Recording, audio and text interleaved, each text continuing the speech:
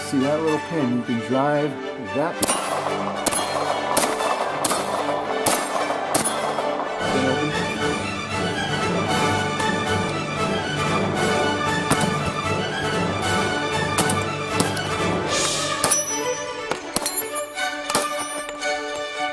Oh, and by the way, you don't want to dry fire these things.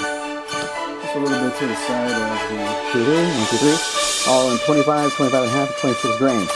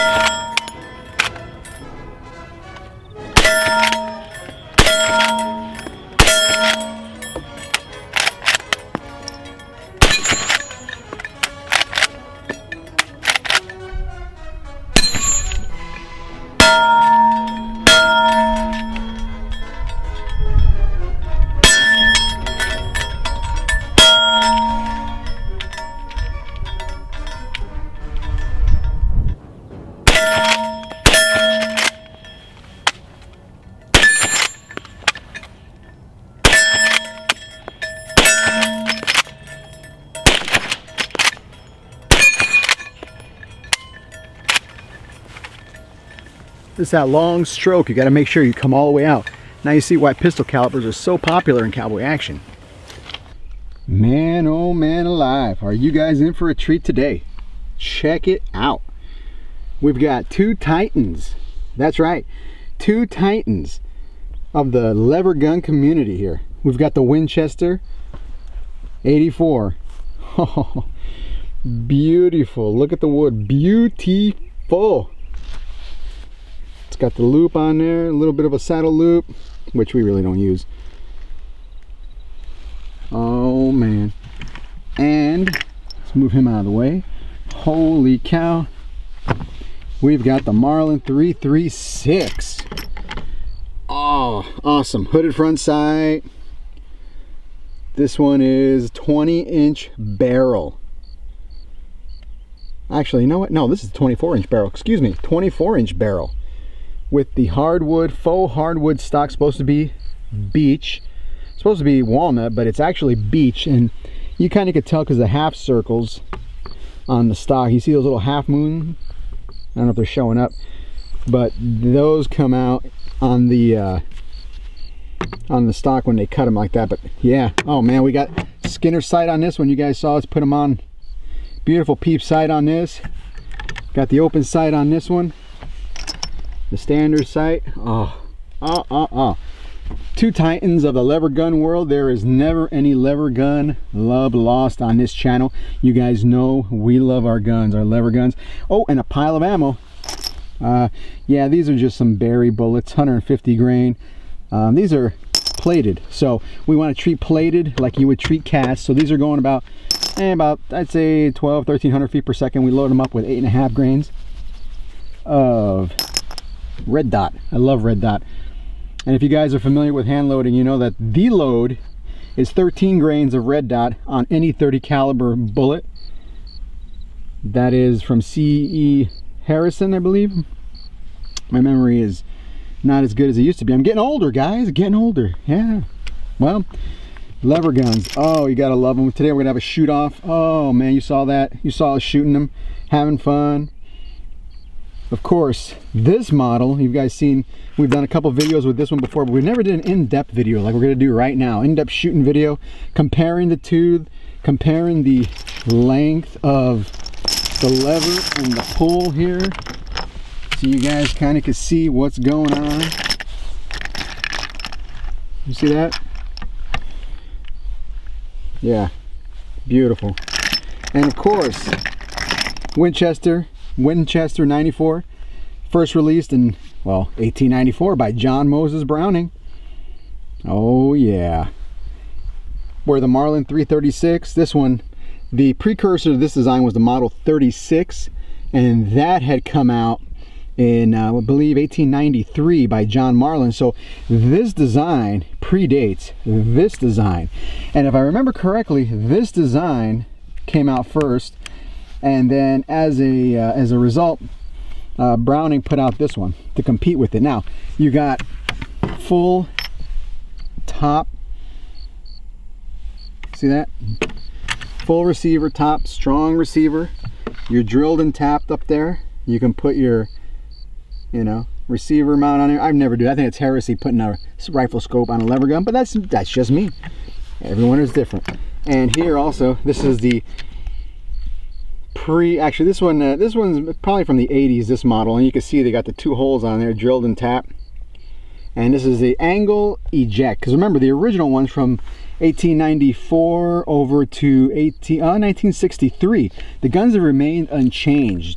Winchester made these things so they, when you cycled them, they would pop out from the top. Boop, just like that. Well, what happened is a lot of guys, I guess there was a call to have scopes put on them in the 60s, so they remodified the gun, and to a lot of people they say to the worse of the gun. The gun kind of got worse, but now they got what's called the angle eject, where they can pop out on the side, so you can mount a full scope on here. Another thing about both these guns, they have these stupid cross safeties. You see that? I don't like the cross safeties on them. I think they're another litigation result, which I think is ridiculous. Okay, tubular fed right there. Both are tubular fed. You've got side gates. Of course, they're locked open when you're in the levers are open. The tube, can't push them down. There's the lever gates. And of course, these are both in 30-30. The first cartridge to be smokeless. 30-30. Actually, that was what the Model 94, this Model 94 was designed for. This was the first rifle designed to shoot smokeless cartridge. Oh, and they are a beaut.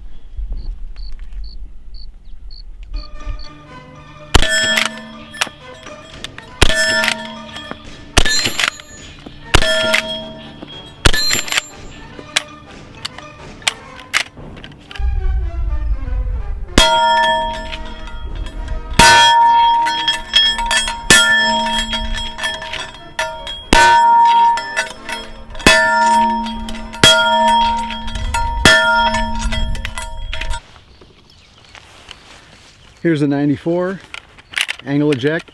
This model's circa 1980s, maybe 1990s. I haven't really checked the date on it, but one thing I love to do is I love to get a close-up for you guys on, let's get you in the sun here so you can really see all the detail. I love doing close-ups because it's all about the gun. It's not about me.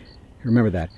And you can see the wood on there, beautiful hardwood, you know. Beautiful, beautiful. It's got the open front sight, that small beaded open front sight, and you can see the mechanism is a little bit different. And the way the bolt comes up through the back here, when you shut it, see the bolt up here locks. That's what made this design particularly strong. So when you're cycling the bolt comes up, that locks in the breech. Look at that. That is solid as a rock. You are not going to have any kind of movement or failure on this, as consequential like the 92s and the 1873s, which are really weak because they got the toggle. The 73 has the toggle bolt, which is kind of like a finger, it goes in there, and the 92s have 2 that come up this way, a little bit stronger. But again, this is the first, the 94 was the first lever gun introduced to be able to withstand a full-size rifle cartridge. Smokeless at that. That's why they made these. And well, this one, they make them in all kinds of calibers, but I think they work best with this long stroke with the full-size rifle calibers. And again, there's that bolt safety right here design. That's just, that irks me, because this is the safety right here, and of course in your head and your fingers. So what do you want? Next up is the 336, which I really like. 336, the hooded front sight I could do without, but you know what? It grows on you. And they've got a bead, gold bead on that front sight in there on the front post. So it kind of stands out. Oh, it's just, it's a beauty, thing of beauty. The wood, this is beech wood, so you're not looking at anything high dollar fancy. We took off the rear sight and we put a peep sight on there. All you haters were yelling at me about how I did it on one of my videos, but you know what? Gun shoots just fine, thank you very much. And we shoot our guns. We're not like a lot of these armchair shooters that come out and kind of take their guns out once a year, maybe twice a year. Very, very nice design. And this one, you'll see this little notch cut out right here in the bolt? Well, when you shut this, there's a mechanism that comes up, the locking block comes up and goes right in there. So this thing is not going anywhere. Solid design, solid top strap, solid receiver. This is what made this thing. They originally, when these came out, well, actually, this is the 336. When the 336 came out in the 40s, they made this in the 30-30 and also in the 35. The 35 Remington, I want to say. Was it Remington? Yeah, 35 Remington. So that's a powerful cartridge, but in and of itself. But side eject, side loading, 6 capacities, 6 round capacity in, 1 in the chamber, so you got 7 rounds. I love doing close-ups because, you know, when I watch gun videos, and you know, I don't really have much time to watch a lot of gun videos, but when I used to watch them a lot, I want to see the gun up close. Let me see how the design is. Let me see how that front the swivel on the sling, you know, how does that work? What kind of sling can I put on there? Look at the checkering. You know, we got some beautiful checkering. No checkering on the Winchester. You see, it's a little more of an economical gun. Weight wise, you've got the barrel on this one's a little longer on the 336. So you see we've got the 16-inch barrel, and this, I believe, is a 20-inch barrel. I want to say 20-inch barrel. It's a shorter barrel. Outstanding firearms.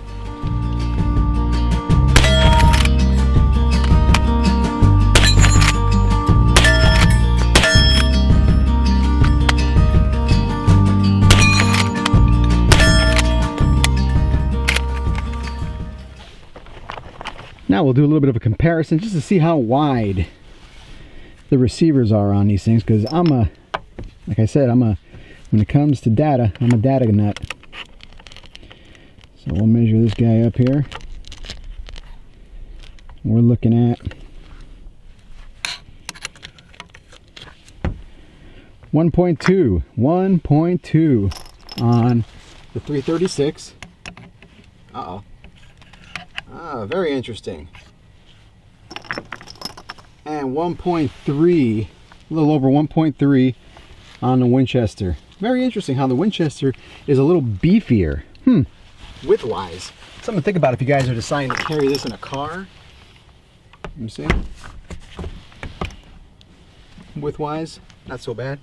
That's the receiver, but the stock on this one's got a little bit of a bulge on it. You can see that. And the bulge on the stock is definitely bigger than this. And then the pistol grip area right in here is thicker. Just how much thicker? Well, let's figure it out. All right, so the foregrip area is 1.3, whereas on the Marlin you're looking at, oh yeah, 1.4. So you're talking, you get quite a bit of difference in the thickness, but the receiver is smaller. So something to think about if you guys are looking into comparing these two. Oh, another thing is the Ruger. I love Ruger so much. I wish they made a lever gun. Well, the Marlin has what's known as micro grooving, and they introduced that back in the 40s. Was it 46 when they introduced the gun? And it's supposed to work better with cast bullets, supposedly. I haven't had any problems with it. I think both of these guns shoot as accurate as I can shoot, which is not saying much because I don't shoot enough. I shoot a lot. I wish I shot a lot more, but other than that, they're just pieces of artwork. They are beautiful. We've got a pile of ammo.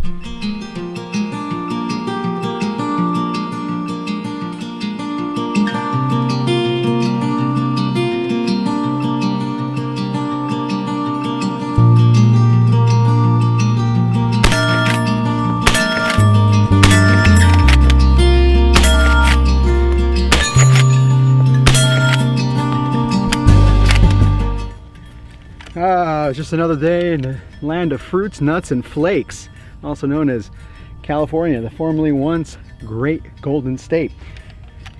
Yeah, this lever action, the Marlin, I'm not too happy with that on the long reach, the long stroke that we're shooting, especially out of these long 30-30 cartridges. So you can see how clunky that is.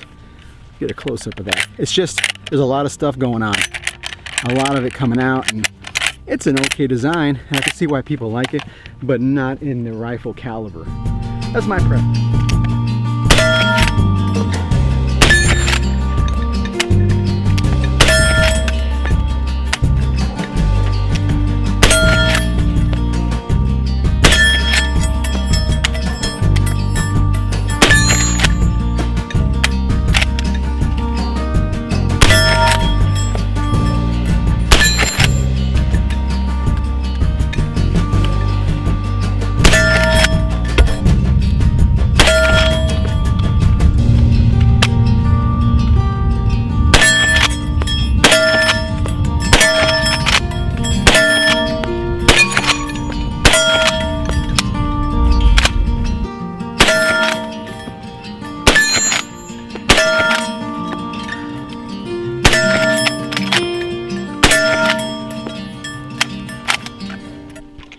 Go through and show you the differences between loading the two guns. Now, I'm not a fan of how that, you see that? That's how you're supposed to load the Winchester. It likes to stick out. Makes it easier to load. So they say.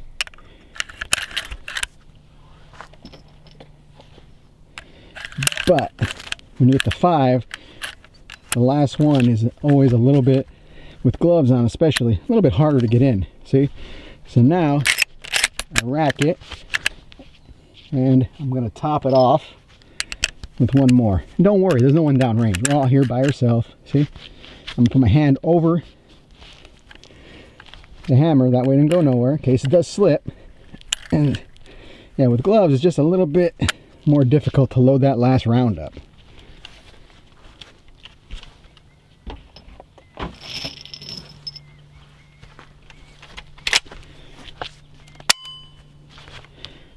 Now with the Marlin, kind of can push them in. The loading gauge seems to be cut a little bit more generously. You can see right here, that little hole right there.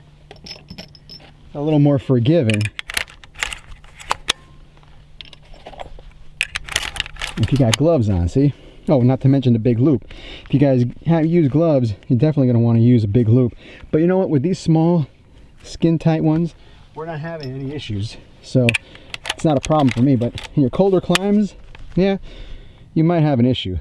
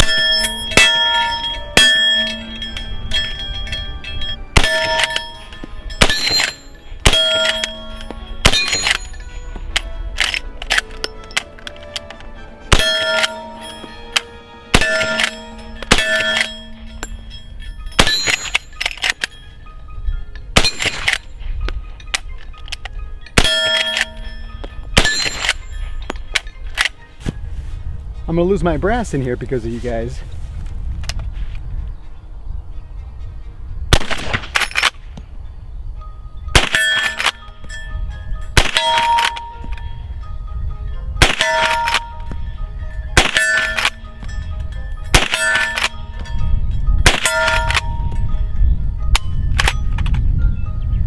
See, I told you I'm gonna lose my brass. Near or far, lever guns do it all. Don't think that it's just a cowboy gun. You know, Hornady makes some really good self-defense ammo for these guns. You guys are lucky. Found out my brass. You know how hard this stuff is to get hold of over here in the formerly once great state of California? Stuff's like gold.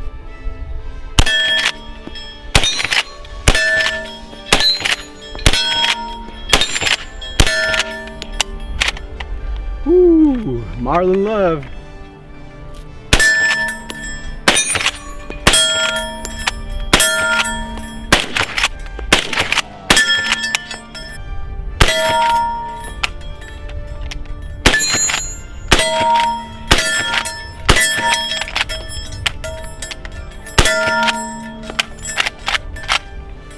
I could definitely see these being used in a self-defense situation. Definitely.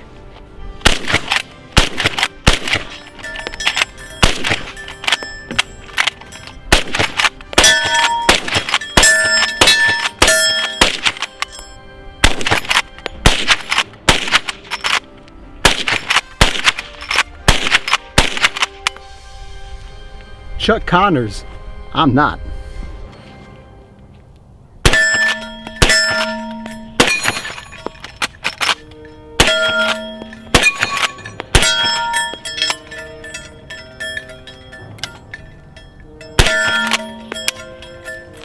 Well, you know, after spending a couple hours shooting both of these, I gotta say I really do prefer the Marlin 336.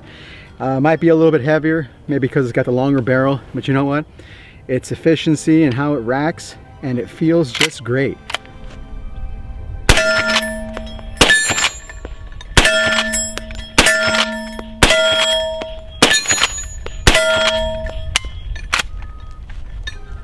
Well, hopefully a little shootout today inspires you guys to go out there and do some shooting and pick up a lever gun if you haven't before. Lots of fun, great for home defense also, and you can see how fast we can shoot. Just takes practice. Get out there, do your shooting, man. You know, I gotta say, between the two, I have to go with the Marlin. The Marlin just seems a little less clunky when you're racking it. You know, and I think because of the action, it's fast, it's smooth. It's just something that makes it inherently fast to shoot when you got such a long cartridge as a 30-30. So, guys, go out, do some shooting, showing. Till next time.